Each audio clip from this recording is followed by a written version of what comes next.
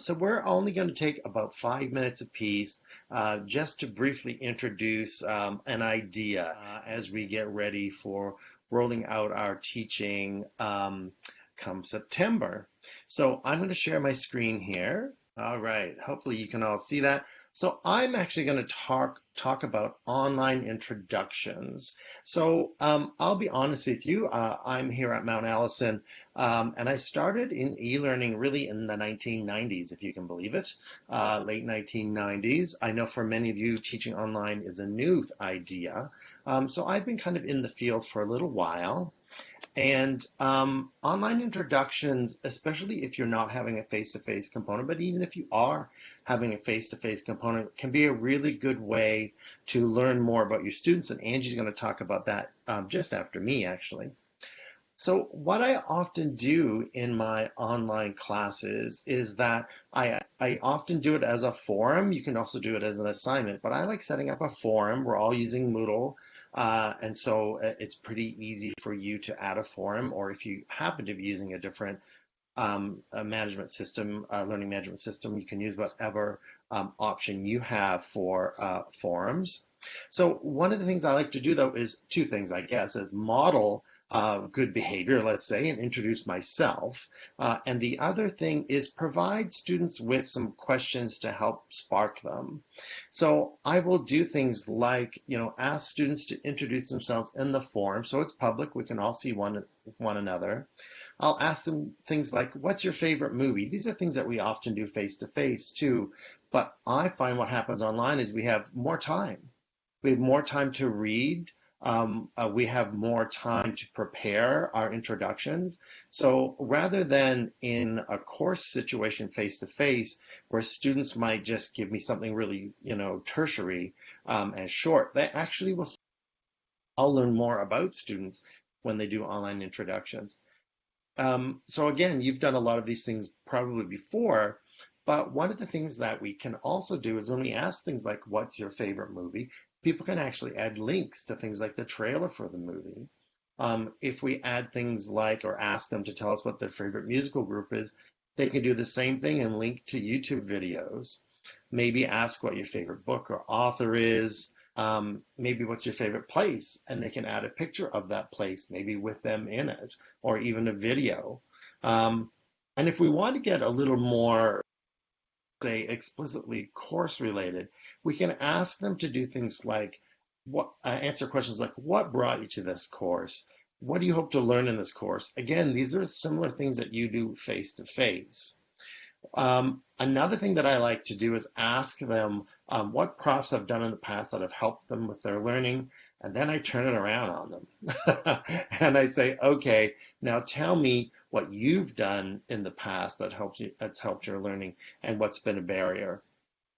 And that could include things like, what's your favorite place to learn? So we're getting a bit into learning philosophies. Which is, I guess, what I'm mentioning here. You can ask them, what's your learning philosophy? And again, face to face, we often don't have enough time to get students to sit down and write a learning philosophy and then share it with everyone. But online, we often have a bit more flexibility and availability to do that. You can provide them more direction with the learning philosophy too.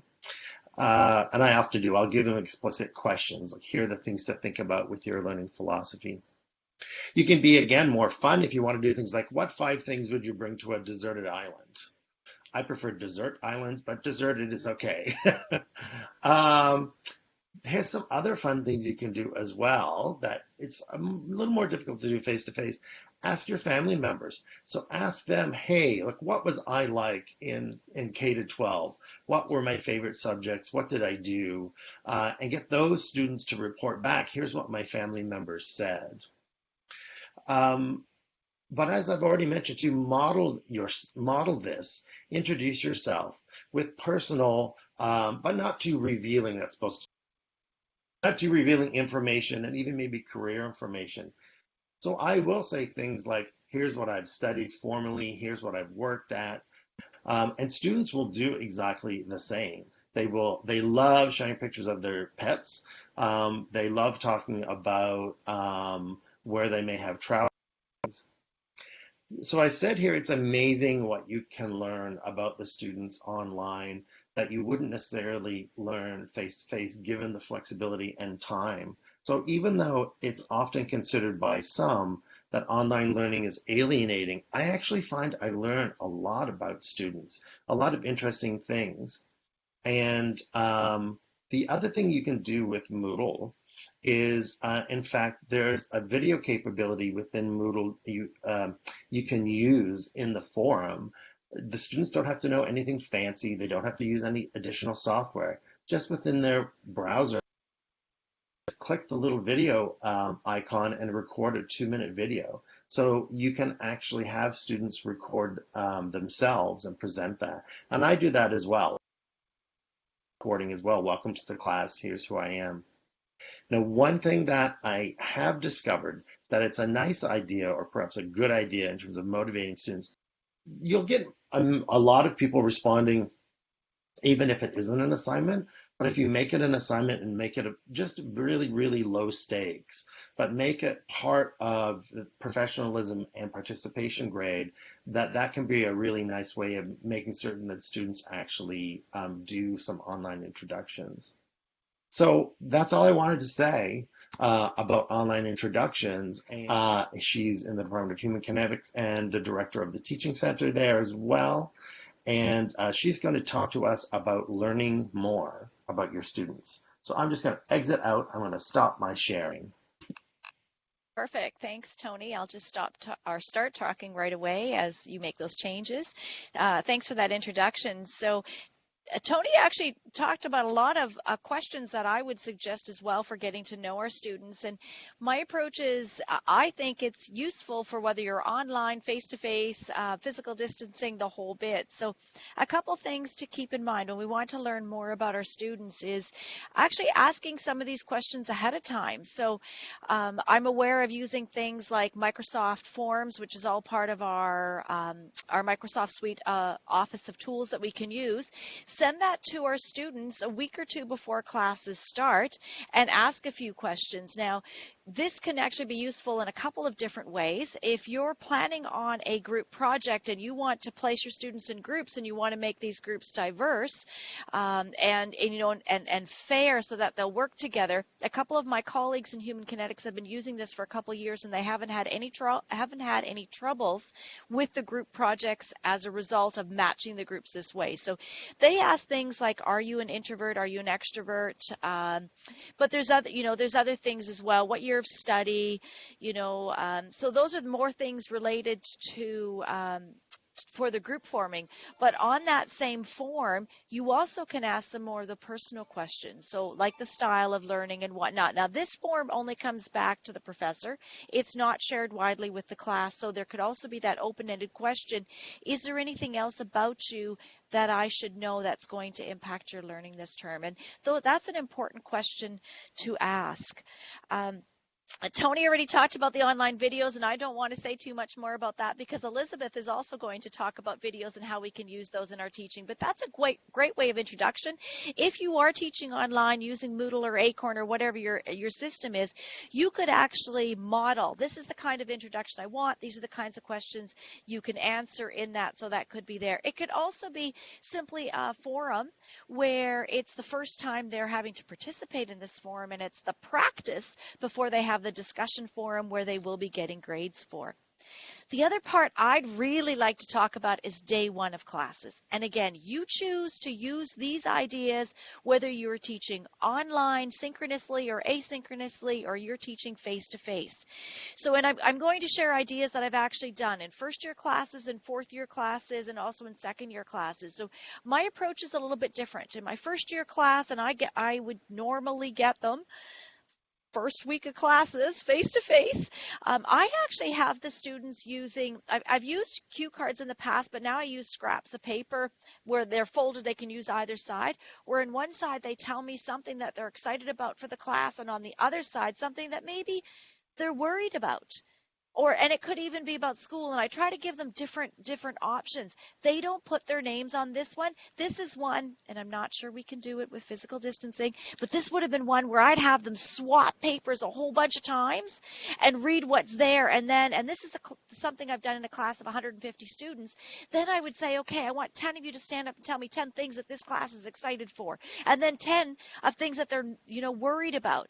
I also collect them at the end, make a slide that I'll share the next day and say, collectively, this is what the class is excited for, and here's some of your worries, which are always similar. Time management, can I do it, all those sorts of things, and it's great for them to hear about that back. So that's kind of a first year get to know you on a more broader scale. It's not individual. I do also ask the questions in class.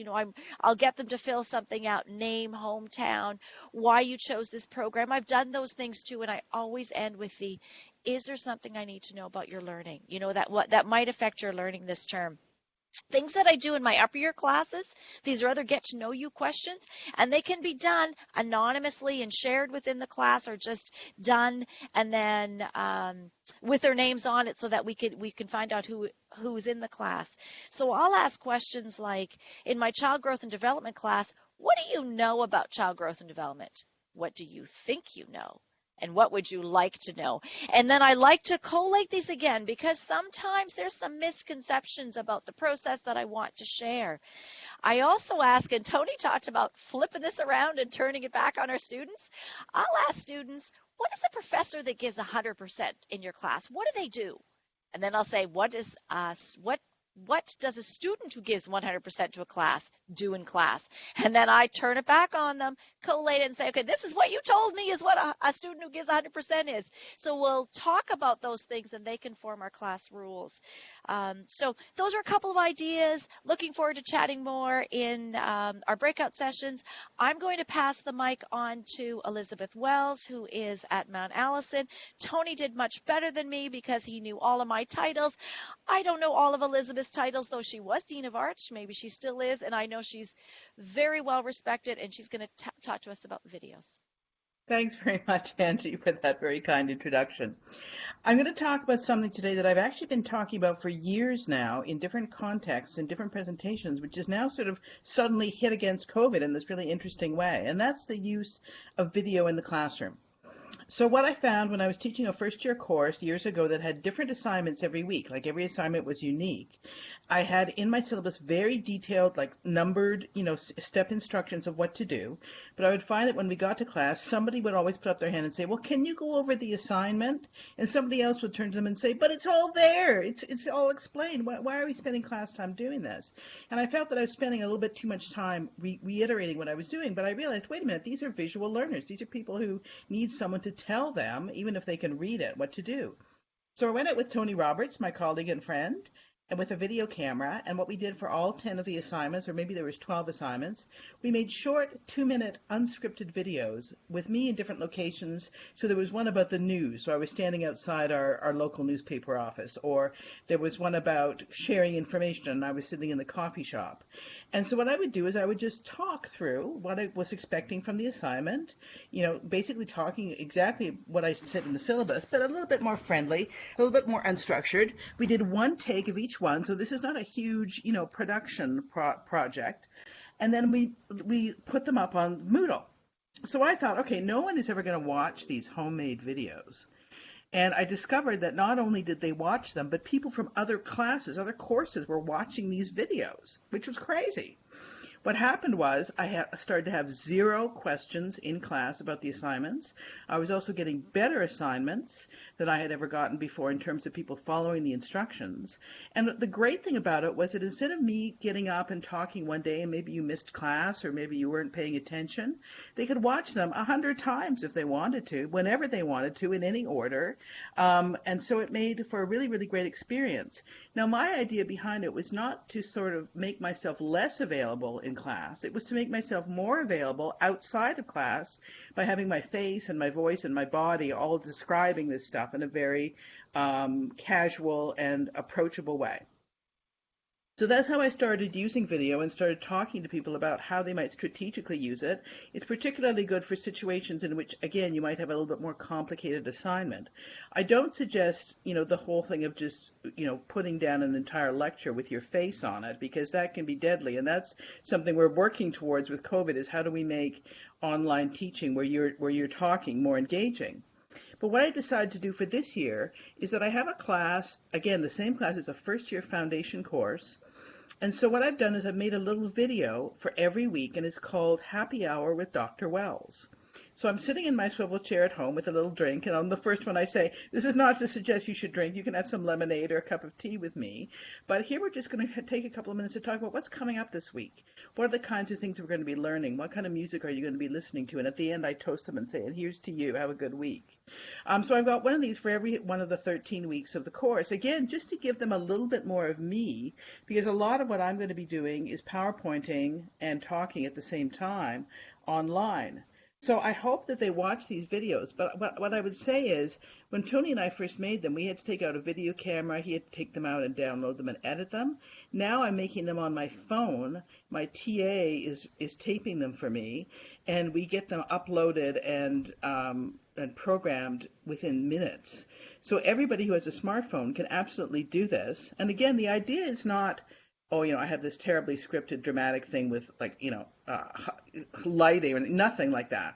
It's simply you sitting there giving of yourself and thinking about ways in which you might connect with students a little bit more. So that's where I'll leave that part of it. If you want to come to my breakout room, we can talk a little bit more about the nuts and bolts, but also strategically where you want to use this. You don't want to use it too much. You don't want the videos to be too long, but you want them to increase, again, your engagement with the students through your body, your face, your voice, everything else. So that's what I was going to talk about today. And as I say, I've been doing it for years, but COVID has now added a new element to it, which I think is kind of interesting. So it's already kind of dovetailing with things that my students are used to doing. I also have an introductory video at the very beginning that says, here's what these videos will be like, and welcome to Mount A, and I hope you have a great time. And I talk about how their learning will be increased because they know other people and they're going to be in other courses. And so for a lot of people, that's a welcoming message that they can, again, watch when they're having, a bad day. So that's all I wanted to say in my sort of short talk about videos. And now I will introduce my friend and colleague, Dr. Robert Lapp, and I do know a little bit about him because he's at my institution, Mount Allison. He has been the head of the English department. He's a 3M National Teaching Fellow, and he's the former president of the Society for Teaching and Learning in Higher Education. So he's going to talk about, I don't know what you're going to talk about. Office hours. Office hours. I'll hand it over to you. Wonderful. Thanks for that kind introduction. What I want to do in this case is to just introduce the area of office hours, to suggest some things about that, and then to encourage anyone interested in discussing this further to join the little breakout on this topic. It's nice how the various tips and tricks we're talking about here all dovetail in terms of kind of creating presence online. And so office hours is just one more dimension of that we can look at and kind of think about some of the issues involved. One of them, for example, is to rename them. So because office hours as a concept is something very familiar to us, but which many first-gen students have no idea what that means. And so I'd like to hear other ideas about this. My thought might be consult your prof, have a kind of section of Moodle with some options for that. But a better name for it would be good, and I'd be happy to hear other suggestions. So one of the issues that arises with office hours is whether to hold these synchronously or asynchronously. The equivalent in the old pre-COVID days was whether to post fixed office hours on your syllabus and be there at a particular time, or as I've actually done in the last few years, just say, if you want to get in touch with me, just send me an email and we'll set up a meeting. So the virtual equivalent of that to me seems to be whether or not you're going to have a synchronous moment each week when you have a live chat, a sort of a chat room open where you will be present, or whether you encourage your students to be an email contact with you and set up either, an email exchange or a one-on-one, Teams meeting, say. So that's the first kind of question to explore in terms of your approach to office hours online, is how you will manage that, whether you want to have a scheduled time. And what would happen then if more than one student showed up at that time? It could end up being a kind of happy hour with Dr. Lapp. I love that idea, Elizabeth. That's really funny. Where we just chat informally about the course, if more than one student shows up at a time for a fixed time. But I think I will lean towards either setting up email exchanges or one-on-one Teams meetings, just so that you can have that a convenient, mutually convenient time for students who are in different time zones, etc., and also then a little bit of more presence of face-to-face, one-on-one interaction. But then that also brings up the other topic around office hours, which is office hour etiquette. And this is dovetailing with some of what Toni and Angie were saying at the beginning, where we model how to relate in an academic environment that keeps a close eye on the difference between being friendly and having a friendly approach and being friends with your students, which isn't actually ultimately appropriate. So there's that. So this is kind of the equivalent online of what it is to leave your office door open, right? So the idea during actual office hours is to leave the door open so that there's always a sense of safety, that what happens in the office, in a sense, is semi-public, so that there's always we're always aware then of the fact that one-on-one interactions with our students are always, a power situation where we have to be aware of our power, and also in many of cases, and we can all be, consult ourselves personally on this, we have to be aware of our privilege as well. So we want to check our privilege and be aware of our power so that those things are not misused. And so that's where the kind of tricky issue of modeling how to be friendly with our students without without either being inappropriately curious, without making assumptions about our students' identity, and to, as much as possible, keep focus on our work as academic or intellectual mentors. It's impossible to completely separate the emotional or spiritual dimensions of that mentorship, but that those should be, in a sense, indirect, and that we should then consciously and sort of mindfully avoid direct emotional or spiritual interactions, and also be prepared with a list of services at the university to refer our students to, should they feel comfortable enough to reveal something about themselves that is not really in our purview to counsel them on. You see what I mean? So these are some of the things to keep in mind, both online as we would in old-fashioned office situations. And I'm looking forward to talking about these issues more with anyone who's interested in joining my little chat group that we'll be put into very shortly. But first, I get the pleasure of introducing Erin Austen. Now, I believe Erin is working also with a student, and I'm so sorry that I haven't got your name handy, but I'll turn it over to Erin and her collaborator, and she will be talking about something interesting. Good, I don't have that down here. Over to you, Erin. Thanks, Robert. Thank you.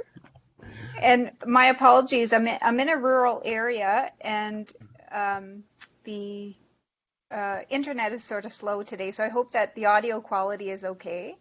I'm here with Sarah Gavin, who is a recent graduate of UPEI's psychology program, and she approached me this summer about volunteering. And so we got started discussing what we might work on together. And at the time, I was reading a lot about what are the impacts of COVID-19 on student well-being. And so we decided to try to do something in this area. And so we ended up settling on a few different goals for the work that we were doing together. One of those goals, and Sarah, if you're able to advance the slide, that'd be great. But one of those goals was to start thinking about what would the impact of COVID-19 be on students' academic performance? So what do we anticipate the impact of COVID-19 being? And then how might we help instructors to sort of navigate these challenges? And so what we agreed on that we hadn't seen yet was something that instructors could put in their syllabus to acknowledge to students up front that COVID-19 will have an impact or may have an impact on their learning environment. And what we as the instructor are willing to do and how we've designed our course to minimize the potential that there would be added stress to students, right? We don't want to add extra stress to students, and so how might we design our course to minimize that extra stress, unnecessary stress? And so I'm going to get Sarah to tell you a little bit about what we found out while we were doing this work, and then she'll show you some screenshots of the syllabus insert that she created that is adaptable and that we're hoping to share with everybody today. Hi there, everyone. Okay, so before we created this syllabus insert, we had to basically look at what's the difference between students' well-being before COVID-19 hit and some of the information that we have about how people are doing now. So the before information is taken from the National College Health Assessment. This is done, I believe, yearly. This one is from May of 2019. They haven't come out with a 2020 one yet, but that'll be a good comparison after the fact. But this survey showed us that about a third of students are reported to have been diagnosed with or being treated for at least one psychiatric condition. So that could be anxiety, depression, both. There was all kinds of other conditions that were listed there. Another thing that this survey showed is that over half of the students were reporting stress levels of higher than average to tremendous. There's a lot of stress going on. Students were feeling overwhelmed or helpless.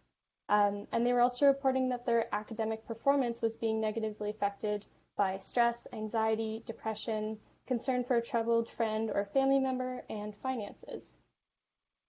And now you'll see that the reports we have for during COVID-19 are not student-specific, but they are Canadian data sets. So we use stuff from Statistics Canada and Mental Health Research Canada. Now these showed that people are feeling their mental health overall is being worsened by the pandemic.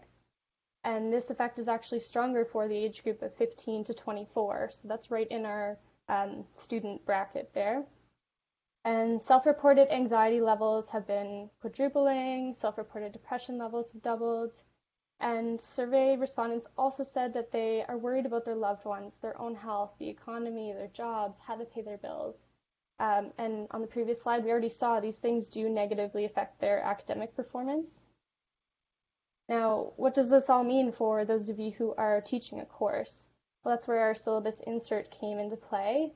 And the four key components that we found for this is communication, structure and flexibility, choice, and well-being for both students and instructors.